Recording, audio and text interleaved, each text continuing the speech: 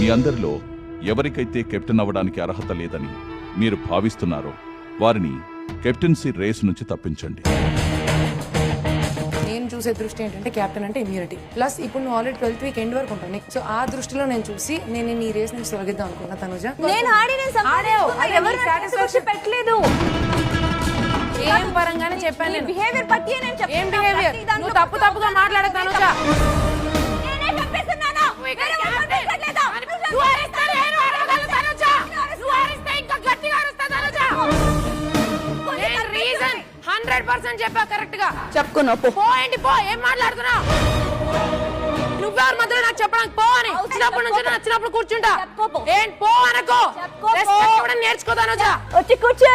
ఎగతాలే ప్రతి దానికి నా మీదే పడుతూ ఏడుస్తున్నారు. నువ్వు